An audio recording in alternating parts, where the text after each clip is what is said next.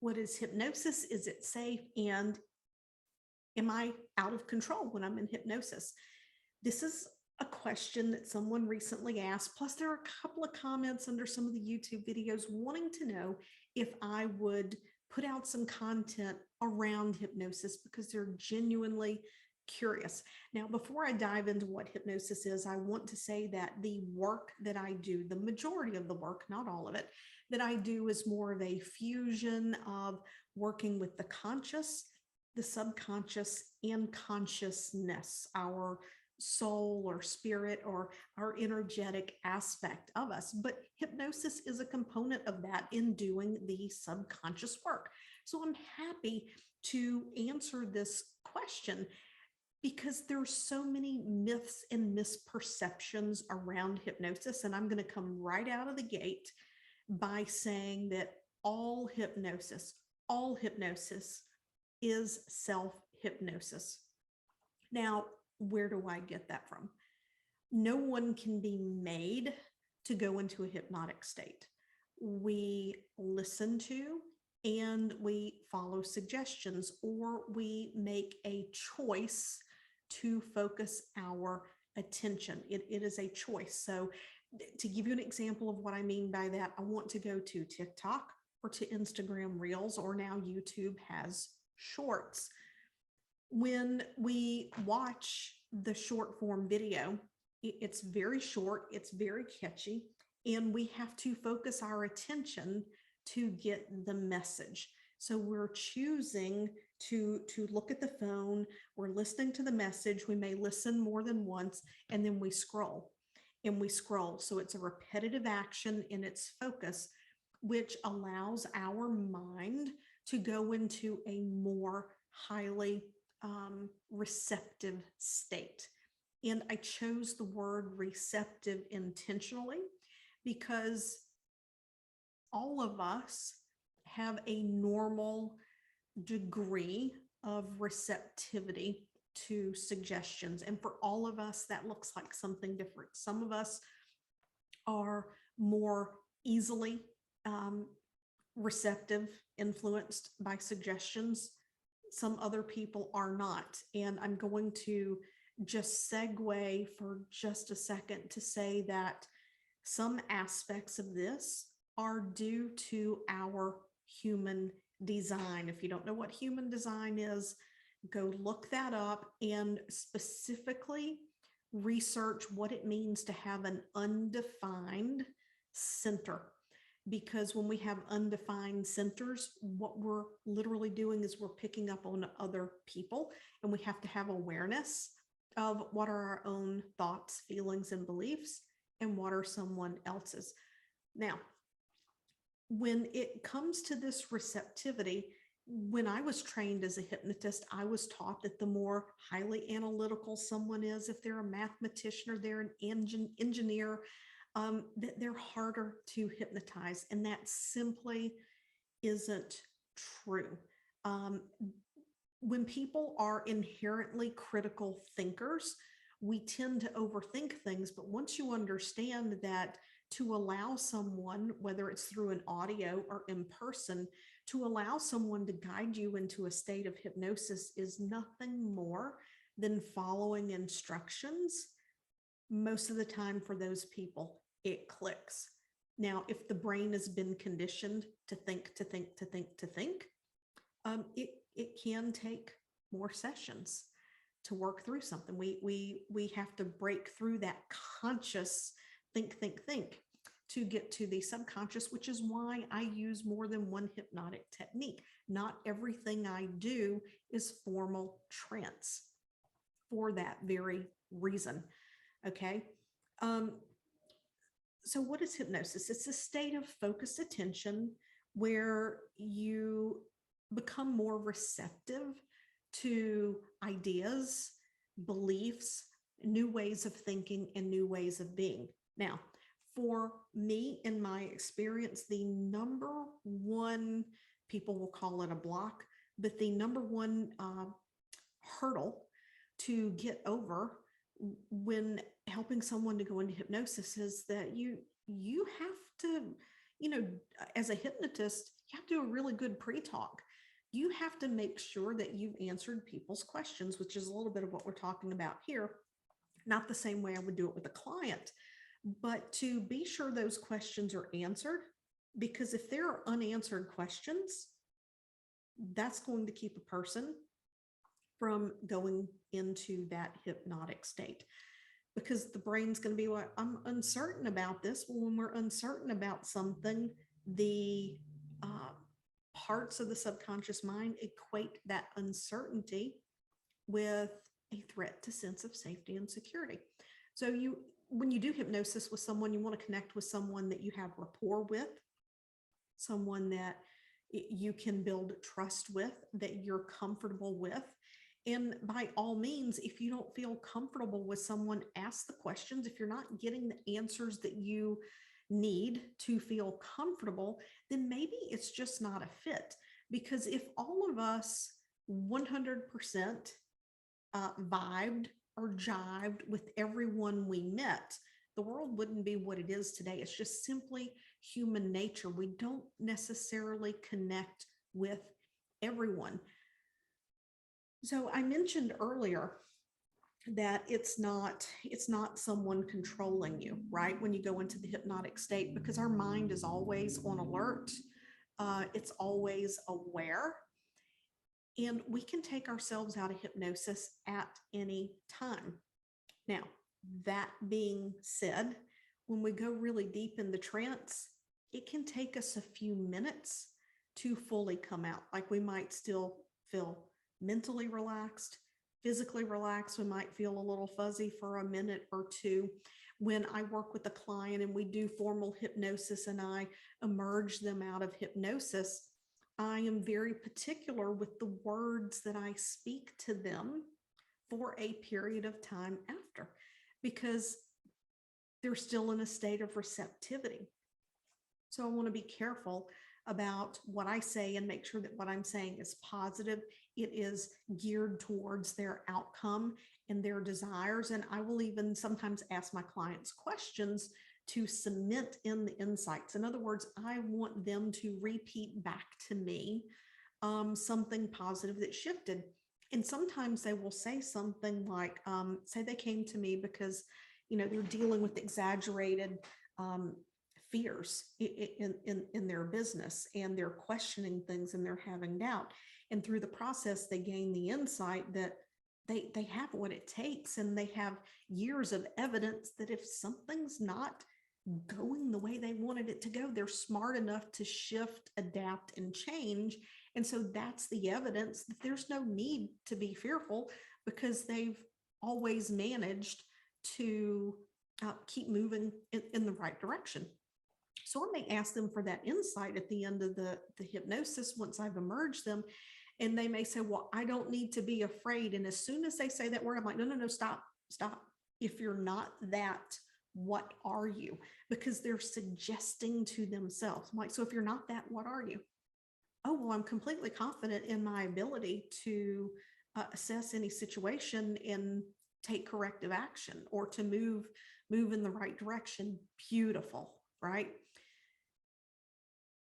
The other thing about hypnosis is that we go in and out of the state associated with hypnosis all the time. Our brainwave states are not fixed or static. We're moving in and out in between alpha and theta and beta and gamma and delta. Our mind, that brainwave state is all over the place, right? So there are moments in time where we are more receptive than others throughout our day. If you're in a mode where you're daydreaming or you're driving and you completely space out, you went into theta. Right? And it's our habits of like driving that keep us on the road, right? Now, I don't recommend spacing out when you're driving, right? Even if our brain has the ability to get us where we're going, right? But pretty much in a nutshell, that's hypnosis. It is just a state of mind, and no one can make you go into hypnosis. It is a process of following instructions, even in stage hypnosis. Let me go here for a minute. I love stage hypnosis. I don't do it. I don't lead stage hypnosis shows. I don't have that training. However, it's on my bucket list because it hones a very specific skill set within hypnosis. But I want to share with you a story about control. And I'm also going to share with you a story about suggestibility. It has nothing to do with hypnosis, but it's absolutely hypnotic. So let me start with this fun piece first. My husband works at the local hospital. He's a nurse. He was a nurse. I was a nurse anesthetist. He works at the local hospital. And when I opened up my hypnosis practice, my husband was talking about it, and his boss says something to him, and he goes, "So what does she do? Make people quack like a duck?" And he goes, "No, she helps people." This was a few years ago. Helps people stop smoking, lose weight. She specializes in chronic pain. And he goes, "Yeah." He's like, I don't believe it. I don't believe that stuff works. So over a period of time, let's say maybe 9 months or so, because that was in 2018, and I walked away from anesthesia in October of 2019. You guys are going to love this. It's just absolutely outrageous, right? So I gave anesthesia at the university, but here at the local hospital where my husband worked, every now and then I would pick up a Friday and I would work with the other nurse anesthetists, and we would tag team doing sedation for pain procedures for the pain doctor. And very, very easy money. Very busy day, but very easy money. And so this had gone on for like 9 months. This conversation between my husband and his boss, who later became a friend and became the educator. He wasn't his boss anymore. And so this conversation would continue to go back and forth. And then one day it's like I get a text message, and it was like duck emojis. And so it was the running joke where my husband would tell him, "Next time you see her, you're going to quack like a duck. Next time you see her, you're going to quack like a duck." Now I had nothing to do with any of this. So one day we finished the pain procedures, and we're all headed down to, we do like 18 to 25 cases by 1 o'clock in the afternoon. I mean, we were just rocking and rolling. So we wouldn't eat until we were done. So me and the OR crew were walking down to the cafeteria to get lunch before they close. As I'm coming down the hallway, here comes Ron's boss. And Ron worked up in the pain clinic, and they were still very busy. So his boss had gone to get everyone a lunch plate and a drink, so that when they wrapped up, they would have food, because otherwise the cafeteria would be closed. So here he comes down the hall. He has this tray. It's loaded with food plates. It is loaded with beverages. And I looked at him and I said, "Hey," and he goes, "Quack, quack, quack." And oh my God, he just looked at me this big. I never had to say a word because my husband had already programmed him to quack like a duck when he saw me. So that just goes to show you, through repetition, and at some point, some of those suggestions made it through when he was in a more receptive state. He couldn't help himself.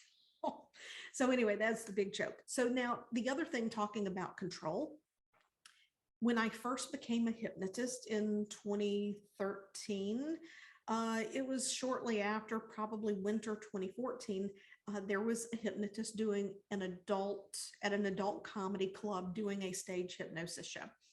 And I told my husband, I'm like, I want to go. I want to see what he does. I want to compare what I've learned and just watch the whole experience. So I asked a couple of girlfriends from work to go with us. So the four of us go to this show. And of course, initially the guy is asking for volunteers to come up on stage. He had like 10, 12 chairs. People start piling up. He's telling them to, make some comment, to just listen to him or whatever. And he starts talking to the audience, but he's embedding suggestion as he talks to the audience, because he's told them to pay attention to him. Well, this one guy, I looked at my husband. I'm like, oh my gosh, he's going to be a total blowover. And he goes, what do you mean? I said, well, he's not drinking, but you can already tell he's going into a hypnotic state. He looks like he's under the influence, but he's not. And then the guy keeps going. And then there's this other woman. I told Ron, I said, yeah, he's going to have to ask her to get down. She's got to go. She's not a good subject. And he goes, what do you mean? I said, she's not paying attention to him. If you are not going to follow instructions, you won't go into a hypnotic state. And sure enough, after a minute or two, his assistant takes her off the stage and tells her to go. So as he continues, he has his 12 seats filled up and people are starting to, go into the hypnotic state. They're sliding down in the chair, whatever. He has everyone in the audience stand up.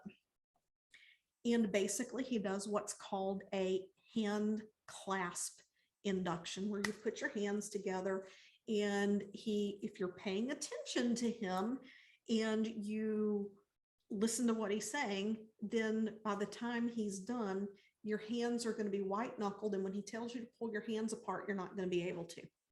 Okay. So at the end, he's like, okay, everybody pull your hands apart, try to pull your hands apart, but you can't. And of course, my husband, my two girlfriends, they pull their hands apart, and there I am standing there white knuckled like that. And he goes, okay, if you couldn't pull your hands apart, remain standing. And he did that because the people who were standing, if they dropped deeper into trance, and they were very good hypnotic subjects, meaning that they could go into the deeper levels of hypnosis that are required for a funny and entertaining stage show, his assistant would bring them up on stage. So my husband and the girlfriends are looking at me, and I just took my hands apart and I sat down, and they're like, no, you have to stand. I said, no. Penny is not going to be on that stage doing something wild and crazy. So even though I was in enough trance, if you will, that I followed the instructions and I could not take my hands apart, I chose to take my hands apart because for me personally, in my personal values, I was not going to get up on that stage. So he couldn't make me if I didn't want to. The second thing that happened in that hypnosis show that really validated for me that I could, with conviction, tell my clients, if you're in hypnosis and you don't want to be in hypnosis, believe me, you can take yourself out of hypnosis. I only use this story with clients who are highly skeptical. And at the level now that I work with clients, these clients don't even show up at my doorstep.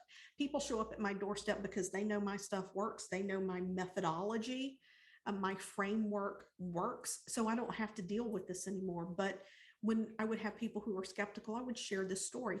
There was this beautiful young woman who was up on stage. She was wearing a romper. And there was a gentleman sitting on either side of her, and the hypnotist is giving suggestions. They're at the beach, it's hot, everybody's fanning. And then he's giving suggestions to put their suntan lotion on. So they all start rubbing their suntan lotion on. Then he says, okay, turn to your buddy next to you and help them put on their suntan lotion. There was a guy on either side of this girl. They both turned to her and started touching her legs to rub on her suntan lotion. She sat up like a lightning bolt. And my husband and girlfriends are like, oh my God, what just happened? I'm like, they just crossed a moral, ethical boundary for her. They violated her sense of safety and security. I said, and the hypnotist just lost her because she trusted him that she was going to be safe on that stage. And she did not give permission to have another human being who she did not know to touch her. And she took herself right out of hypnosis. And yeah, he tried to get her to go back in. She wouldn't go back into hypnosis. So they had her get down off the stage. So I can say with conviction that, if you don't want to be in hypnosis, you can take yourself out of hypnosis. Our brain is wired to survive or thrive. It's just the way that it functions. But anyway, I hope you love the story about the ducks, because That's a true real story, and it shows how we're receptive at different times, and a little bit of repetition, that's all it takes to do something fun and wild and silly. I hope this answered your questions about hypnosis. It's great for programming in new habits. It's great for programming in new ways of thinking, new ways of feeling. And if you're someone who has some deeply rooted beliefs that, listening to hypnosis audios or whatnot, it only seems to get you 75 to 80% of the way there. The deeper work that I do is about truly shifting deeper belief patterns through a process of insight. Because once we decide that a belief no longer serves us, we immediately open ourselves up to a new and better belief. And that's the work that I do, part of it. Hypnosis is only part of it. So I hope you enjoyed this. Leave me a comment below, like, subscribe, share. I would love to know what you thought about it.